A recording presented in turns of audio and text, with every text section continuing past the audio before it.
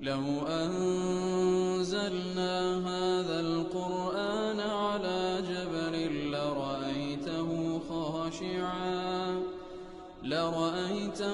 خاشعا متصدعا من خشية الله وتلك الأمثال نضربها للناس لعلهم يتفكرون. الحمد لله والصلاة والسلام على رسول الله وعلى آله وصحبه ومن والاه. السلام عليكم ورحمة الله. بەڕێزان خۆشحاڵم لەوانەی 152 لەوانەکانی تەفسیری قورئانی پیرۆز بێمەوە خزمەتتان بە مەبەستی ڕەزامەندی خوای گەورە و هیوادارم ئەوەی ئازیز سوودی لێوەربگرن. أعوذ بالله من الشيطان الرجيم بسم الله الرحمن الرحيم ومن الناس من يشري نفسه ابتغاء مرضات الله والله رؤوف بالعباد. بەڵێ خۆشەویستان، دیارە وەکو لەوانەیە ڕابردوو باسمان کرد کە خوای گەورە سوبحانەوە وتەعالا باسی خەڵک دەکا و دەیانکاتە دوو بەشێکیان لەو سێ ئاەتی ڕابردوو کە لەوانەیە ڕابردوو باسمان کردن کەوا خوای گەورە دەفەرمی کەسانێکن لە قسەدا قسەیان شیرینە و خۆشە و پێیان سەرسام دەوی، بەڵام لە حەقەتدا وانین کاتی کە تەماشای کردەوەیان دەکەی زۆر کردەوەیان جیاوازە و دژە لەگەڵ قسەکانیان، بەڵکو لە کردەوەدا خەریکی فەسادین و هەوڵ دەدەن لە بۆ تێکدانی حەرت و نەسل هەموو شتێک تێک بدەن. و کە پێی دەگوترێ اتق الله أخذته العزة بالإثم، کەواتە غیرەتی جاهلی دەیگیری، غیرەتێکی جاهلی دەیگریتن بەوەی کەوا بەردەوامی لەسەر گوناهەکەی کو دەبی کەسێک هەبیتن ئەو ئاگادار بکاتەوە. بەڵام لە مقابلدا ومن الناس من يشري نفسه ابتغاء مرضات الله، لناو خەڵکیدا کەسانێک هەنە خۆی دەفرۆشی. يشري يعني يبيع، يشتري يعني دەکڕی، يشري يعني يبيع. کاتە ناو خەڵکیدا کەسانێک هەنە خۆی دەفرۆشی. من يشري نفسه لە پێناوی چی؟ لە پێناوی مرضات الله، لە پێناوی بەدەستهێنانی ڕەزامەندی خوای گەورە. کەواتە والله رؤوف بالعباد، خوای گەورەش زۆر بە ڕەئفەت و ڕەحمەتە بەرامبەر بە بەندەکانی. کەسێک هەبی هەندە بە سەخاوەت خۆی بفرۆشی لە پێناوی ڕەزامەندی خوای گەورە، دەبی خوایەکی غەفور و ڕەحیم، خوایەکی ڕەئوف و ڕەحیم بە چ شێوەیەک پێشوازی لێ بکەوە، بە چ شێوەیەک پاداشتی بداتەوە. لێرەدا مقابل یەکن ئەو دوو سەنفە، ئەوان قسەیان خۆشە کردەوەیان خراپە، قسەیان خۆشە کردەوەیان خراپە، بەڵام ئەوانە ومن الناس من يشري نفسه خۆی دەفرۆشی لە پێناوی خوای گەورە. طبعا هەموو کەسێک وەکو لە حەدیثی پێغەمبەر داهاتێ صلی الله عليه وسلم، هەموو کەسێک بائع النفسه خۆی دەفرۆشی. ئەوجا ئەگەر خۆت بفرۆشیە خوا سبحانه وتعالى ئەوە باش، ئەگەر نەخۆت دەفرۆشیە شەیطان و جەهەنەم خوا پەنامان بدە. کەسانێکی ئیمانداری ڕاستەقینە يشري نفسه ابتغاء مرضات الله، لە پێناوی بەدەستهێنانی ڕەزامەندی خوای گەورە خۆی دەفرۆشی. یعنی چی؟ یعنی ئەوەی لە توانایدا هەیە لە تااقەت و جوهد و علم و پارە و هەر ئەوەی لە توانایدا هەیە دەیبەخشی، لە مقابلدا تەنها دەی ڕەزامەندی خوای گەورە بەدەست بینێ. قل إن صلاتي ونسكي ومحياي ومماتي لله رب العالمين. أصل وای ئینسانی مسلمان وابی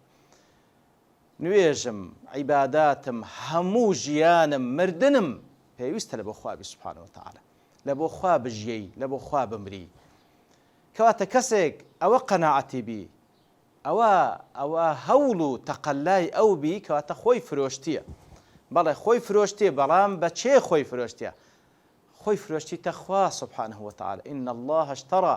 من المؤمنين أنفسهم وأموالهم بأن لهم الجنة. کەواتە خوای گەورە سبحانه وتعالى مشتریە ئەو ئینسانەش بائعە. لەوێن دەرێ لێر دەفەرمی ومن الناس من يشري، لەوێن دەفەرمی إن الله اشترى، يشري اشترى. کەسانێکەنە خۆیان دەفرۆشن لە بۆ خوا، خوای گەورەش دەیان کڕی. إن الله اشترى من المؤمنين أنفسهم وأموالهم، خوای گەورە نفس و ماڵیانی لێ کڕیە، نفس و ماڵیان لێ کڕ. کەواتە ئینسانی موسڵمان پێویستە بەو شێوەیە هەڵسکەوت بکە. ئەتوو خۆت مولکی خوای، بەڵام خوای گەورە بە فەزلی خۆی ئەتوو دەکڕیتەوە ئەگەر خۆت بفرۆشی. ئەتوو هەر خۆت دەفرۆشی، هەر نامینەی. ئەوجا ئەگەر خۆت بەخوا نەفرۆشی، خۆت لە بۆ غەیری خوا دەفرۆشی. کەسانێکەنە لەو ژیانەدا لە بۆ خوا دەژیان، کەسانێکشەنە لە بۆ خۆیان دەژیان، کەسانێکشەن لە بۆ خەڵکی دەژیان. ئەتو لە بە خوا بژیێ، خۆت بەخوا بفرۆشە، خۆت بەخوا بفرۆشە. ئەو تیجارەتەیەکەوە کە تیجارەتەکە لەن تەبوور، بە هیچ شێوەیەک خەسارت تێدا نییە. تونجیکم من عذاب ئەلیم، تیجارەتێکە بەڕاستی لە ئێش و ئازاری،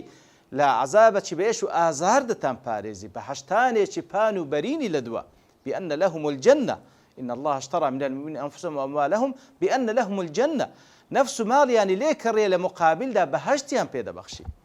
كواتا كساني كان خوايان فروشتية بمبستي بدا سينان رزامندي خوا سبحانه وتعالى واتا كارو كردوي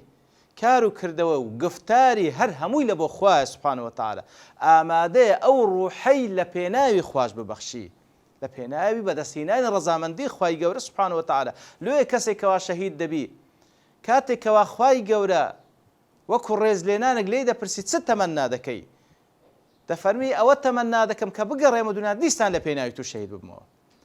جارێک کەمە لە پێناوی خوا خۆت بفرۆشی، 100 جاران ئەو ڕوحەت پێ بخشرێت و دیستان لە پێناوی خوا بیبەخشێەوە بەکار و کردەوە. یعنی ئەتوو هەموو ژیانت تەسلیمی بەرنامەی خوا کردبی سبحانه وتعالى بەو شێوە هەڵسوکەوت بکەی. یعنی کاتێکەوە هەر شتێکت دێتە پێش بگەڕێەوە سەر قورئان و سونە لەبەرەوەی ئەتو مولکی خۆت نی، مولکی خوای سبحانه وتعالى بەو شێوەی ڕەفتار بکە کە خوا دەیە سبحانه وتعالى. ئەوەی مانای فرۆشتنە بۆ خوا کەواتە کەسانێکەنە خۆیان فرۆشتیە لە پێناوی بەدەستهێنانی ڕەزامەندی خوای گەورە. ئیبتیغا کەواتە ئیبتیغا واتە طەلەبەن دیارە ئیبتیغا بە سیغەیەک هاتی واتە زۆر بە مبالەغەکردنەوە داوا دەکەن، واتە زۆر بە توندی زۆر بە حرسەوە داوای بەدەستهێنانی ڕەزامەندی خوای گەورە دەکەن. ومن الناس من يشري نفسه ابتغاء مرضات الله کەواتە بە تەکید ئەو کەسێکەوە بەو شێوەی خۆی بفرۆش لە بۆ خوا نابی قسە و کردەوەی لێک جودابی، نابی قسە و کردەوەی تەناقوزی یەکتری بن، نا ئەو کەسە خۆی فرۆشتیتە خوا سبحانه وتعالى بە کردەوەکانی قسەکانیشی دەسەلمێنی، بە کردەوەکانی قسەکانیشی دەسەلمێنی کە ئەو مەبەستی ڕەزامەندی خوایە سبحانه وتعالى فەساد ناکە، ئیصلاح دەکاتن عکسی ئەو کەسێکەوە لە پێشەوە خوای گەورە باسی کرد. والله رؤوف بالعباد خوای گەورەش الله سبحانه وتعالى رؤوفە واتە خەوان ڕەئەفەتە وەکو جاریدیش باسمان کرد فەرق لە بین ڕەئەفەت و ڕەحمەتی خوای گەورە. ڕەئەفەت تایبەتترە لە ڕەحمەتیش کەواتە هەردووشیان تعبیر لە ڕەحمەتی فراوانی خوای گەورە دەکەن لەوێ خوای گەورەش بەرامبەر بەو کەسانی کەوا خۆیان فرۆشتە لە بۆ خوا خوای گەورە نەگەر ڕەحمە ڕەئەفەت بەکاردێنی وەکو گوتمان واتە ڕەحمەتی تایبەتی هەیە لە بۆ ئەو کەسانەی کەوا خۆیان فرۆشتیە. يا أيها الذين آمنوا ادخلوا في السلم كافة. بەڵێ خوای گەورە نیدا لە بۆ ئیمانداران دەکا، ئەی کۆمەڵی باوەڕداران. دیارە وەکو لێرە و لە چەندین جێگات کە یا ئەیها الذین آمنوا بانگمان دەکا وەکو گوتمان بەڕاستی نیدائێکە پێویستە لای ئینسانی ئیماندار زۆر حسابی لۆ بکە، زۆر ئیعتیباری لۆ بکە. الله سبحانه وتعالى من فوق 7 سماوات بهمو عظمتي خوي خطاب لقال لك يا أيها الذين آمنوا پێویستە فەرعیها سەمعەک وەکو ئیبن مەسعود دەفەرمێ خوای چاک جۆی لێ ڕابگرە بزان چی لێت دەوێ بە تەئکید شتێکی وایەکەوە لە پێداویستەکانی ئیمانە. يا أيها الذين آمنوا ادخلوا في السلم كافة هەمووتان بڕۆنە ناو سلم بەگشتی، بڕۆنە ناو سلم بەگشتی. ادخلوا في السلم كافة لێردا أو ادخلوا في السلم كافة دیارە سلم بەمانای ئیسلام دێ، سلم بەمانای ئیسلام دێ. لۆ ێزانان دەفەرمێ ئیسلام لە مانای سلمەوە هاتیە، سلم بەمانای ئەوەی ئینقیاد دێ وەک خوای گەورە سوبحانه وتعالى کە بە ئیبراهیم دەفەرموێ وەک لەو ئاتانێکەوە باسمان کرد لە جوزئی یەکەم خوای گەورە پێ دەفەرمیتن إذ قال له ربه أسلم قال أسلمت لرب العالمين. أسلم أي انقياد بك ملكز بە قال أسلمت لرب العالمين تەواو ملکەسم لە بۆ رب العالمين. کەواتە ئیسلام بریتە لە ملکەز بوون، ئیسلام بریتە لە ملکەز بوون، مسلمان بوون بریتە لە ملکەز بوون و ئینقیاد لە بۆ رب العالمين. ئیسلام یاخود مسلمانێتی ئەوە نییە کەوە دروشمێک بی هەڵی بگری هیچ مانای نەبی. مسلمانێتی ئەوە نییە تەنها لە هەویەکەت بنووسرێ مسلم، بەڵکو مسلمانێتی ئەوەیەکەوە فعلا ملکەتبی لە بۆ خوا سبحانه وتعالى ملکەتبی لێ دینی هەموو پێغەمبەران بە ئیسلام هاتێ إن الدين عند الله الإسلام دین لای خوای گەورە ئیسلامە واتە ملکەتبوون لە بۆ خوا ومن يبتغي غير الإسلام دينا فلن يقبل منه هەر کەسێک غەیری ئیسلام داوای دین و منهج و بەرنامەیەشکە بکاتن لە بۆ ژیانی فلن يقبل منه لێ قبول ناکرێ خوای گەورە لێ قبول ناکە سبحانه وتعالى ئەگەر لە دنیاش لێ قبول کرد لە قیامەتی لێ قبول ناکە سبحانه وتعالى ادخلوا في السلم كافة أو جا ليردا سلم وقوتما بمعنى انقياد إسلام ده إسلامش بمعنى سلم ده وهروها هندك دزان دفن ليردا سلم بمعنى أوج ده عكس حرب آشتي بروي والله يدعو إلى دار السلام خواي جورا بانك تاندك برو دار السلام كوا بهشتي فانو برينا زي جاي آشتي وآشتوائية كواتا سلم هم بمعنى انقياد هم بمعنى آشتيج ده هەردوو ماناش بەڕاستی لەگەڵ یەکتری متەلازمن ئەو کەسێکەوە ملکەتبی لە بۆ خوا سبحانه وتعالى دەبتەمای سلم هەر لەگەڵ نەفسی خۆی لەگەڵ خوا سبحانه وتعالى لەگەڵ پێغەمبەر عليه الصلاة والسلام لەگەڵ مسلمانان سلمە لەگەڵ هەموو ئەو کەسانەی کەوا خوا دەیوێ سبحانه وتعالى ئەوەی ئاشتەوایی لەگەڵ بکاتن ئەو سلمە لە بۆی بەڵام ئەوەی دوژمنایەتی بکات لە پێناوی خوا ئەویش دژمنایەتی ئەوەی دژمنایەتی دینەکەی بکە لە پێناوی خوا دژمنایەتی دەکاتەوە کەواتە بەڕاستی ئەسڵ لە ئیسلام ئینقیاد و سلم و ئارامی و ئاشتیە بەڵام ئەو کەسانی کەوا دژمنایەتی دەکەن لە پێناوی خوا دژمنایەتی دینەکەی دەکەن ئەویش دژمنایەتیان دەکات ادخلوا في السلم كافة ئەو کافە واتە بە تەواوەتی هەمووی ئەو کافەیە ئایا متعلقە بە سلمەکەی يان متعلقة بفاعل أدخلوا أجر متعلق بسلمكي كزور بين مفسرين وهالك دن واتا أدخلوا في سلم كافة واتا أي مسلمانا هل يجلنجو وهموشتان ملكذبن بو بيرو ديني كخواي جور ناديتي كافة هموي بتواتي واتا أو هام بن كوا فلانشتي لي ور بقرن أو تكشي لي ورنجرن أفتؤمنون ببعض الكتاب وتكفرون ببعض إيمان بهندش دين كفر بهندش دكان أوي لقال أهوات بقون زي الإسلامتي وري بقري أوي ناقون زي وري ناقري نويش دكا بلام التزام ببرقو بوشات الشرعي ناكا نويش دكا بلام آمادنية ملزم بي بتحكيم إخوة سبحانه وتعالى نويش دكا بلام آمادنية قرآن السنة زيبكا نويش دكا بلام آمادنية ملزم بي لبازار دا بأحكام كان إخوة يقول لروي تجارته يتر إخوة يقول دين الشاملي ناردية ادخلوا في السلم كافة لهموشتك لو دينا ملزم بابند بن ملكزبن لبو إخوة سبحانه وتعالى يا أيها الذين آمنوا لا تقدموا بين يدي الله ورسوله ببيش خواو بيغمبري خوا مكون ببيشي مكون واتا لهرشتك ديتا بيشان بقرينوا لا الشرعي خوا لا قرآن والسنة بزان تسدله ببيش مكون بيش أو الرأي قرآن والسنة بزان أنقول رأي خوتان در مبرن ما بالرأي من واباشا لا أتو عبدي الله سبحانه وتعالى أجر راز دكي مسلماني أجر راز دكي تسليمي خوابوي أجر راز دكي ملكسل بخوا فيسته همو فرمانه كان وربقري همو فرمانه كانوا خواي قول قبولناك وكلوا آتاني بيشترك واباس ماكر أفتؤمنون ببعض الكتاب وتكفرون ببعض فما جزاء من يفعل ذلك منكم أجر كسك بلي هندق لإسلام ورد أجر هندق شلي ورنا أجرم جزاي تسيا إلا خزي في الحياة الدنيا ويوم القيامة يردون إلى أشد العذاب لدنيا دا سرشور دبي ملكز دبي خواي قولوا هذا فرمي لقيامتي جدا قريت ولا بو خرابترين وتنترين سزا خوا بنامام ده كواتا ادخلوا في السلم كافة أجر كافة كمتعلق بسلم كوازور بهم فسلم أهل يقدروا واتا همو فرمانك عندين ور بقرن نوا قرب جيري كان هنديش ور بقرن أويدي كواز لبن نا هموي ور بقرن لبروي هر هموي لأن يجزاته هاتك الله سبحانه وتعالى أو خداك الحكيمة هيج تجدنا إلا مصلحتي بند الدنيا ولا قيامة لودا وأجر كافة كش أجر كافة متعلق بفاعل أدخلوا لو حالتي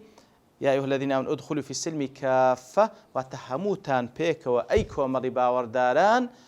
هموتان بيكوا تونك زور شتي لو شريعتي متعلقة بدەوروبەرەکەشت واتە لە هەموو شتەکان لە حقوقی بینی خۆتان و خوا سبحانه وتعالى لە حقوقی بینی یەکتریش هەمووی ملزم بن بەو دینە